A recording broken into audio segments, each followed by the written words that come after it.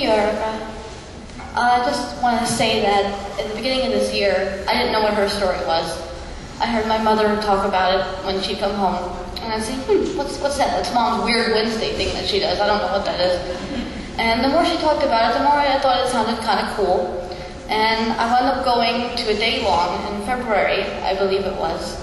And it was an amazing experience. I've said it before and I'll say it again, that with Herstory, you can go into a day-long with a group of women that you don't know at all, and you walk out having bared your souls to each other. You've cried together, you've laughed together, and it just brings people together in a way that, you know, these people, you might see them on the street, you wouldn't give them a second thought, but when you share your writing with each other, it just opens up a whole other world. So I want to thank Erica for giving me that opportunity, and I want to thank my mom as well for giving me that opportunity, and my dad and my friend Dan who are here supporting me.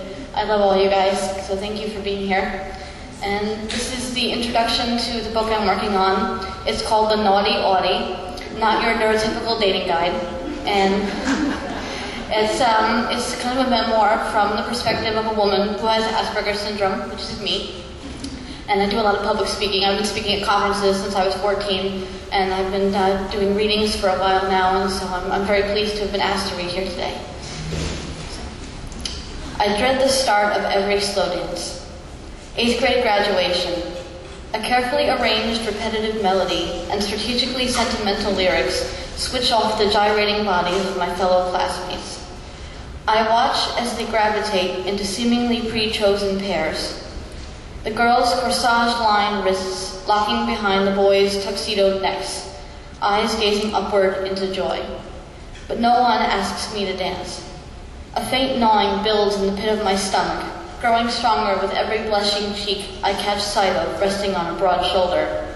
Why won't anybody dance with me? Why? The third slow song of the night begins to play. My hands have balled themselves into clammy fists, pulsing, yearning. I have to do something, anything, so that they will notice me. Walking slowly to the dance floor, I wade through a sea of twosomes to an empty space in the middle. My mind approximates the height of my would-be boyfriend, and I lift my arms up in front of me in a circle, draping them around the neck of an invisible dance partner. A few minutes pass before I'm moving in time with the song, and my self-consciousness about my dancing skills allows me to do little more than shift my weight from foot to foot. Back and forth I move, arms still hanging in the air and legs slightly off balance, like a hunchback ballerina. My eyes dart around the darkness, searching anxiously for their approval, hopeful. But the crowd has dispersed and gone. I am standing alone. Junior prom. The scene repeats itself exactly the same, a needle stuck in an unending groove.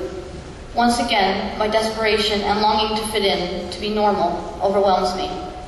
Once again, my arms encircle formless air, and I dance awkwardly, alone. I can hear their derisive laughter, and not so hushed whispers mocking my pathetic attempts at being one of them.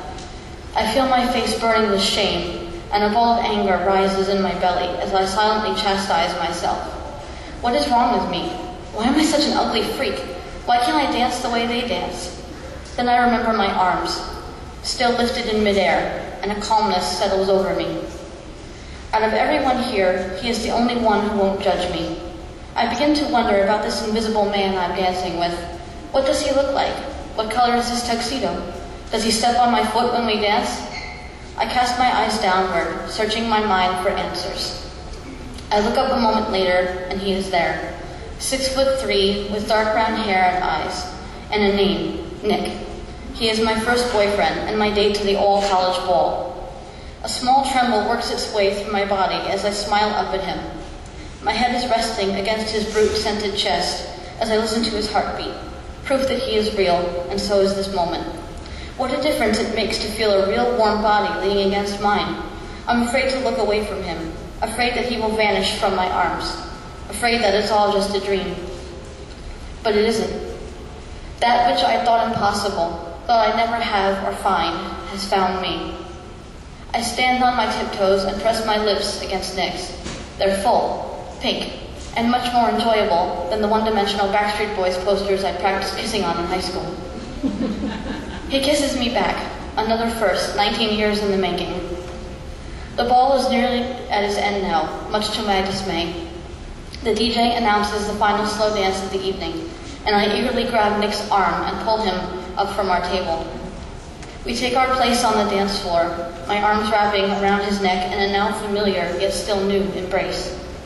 The disparity between our heights, which I had barely taken notice of up till then, makes itself known, and I can feel the strain on my neck, the result of hours of my 4'11" self looking up at him.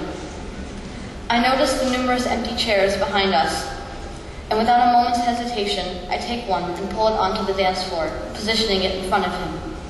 A bemused, "What are you doing?" expression plays on his face, but I simply smile and place one foot on the chair, followed by the other, hoisting myself up so that I'm now at his eye level.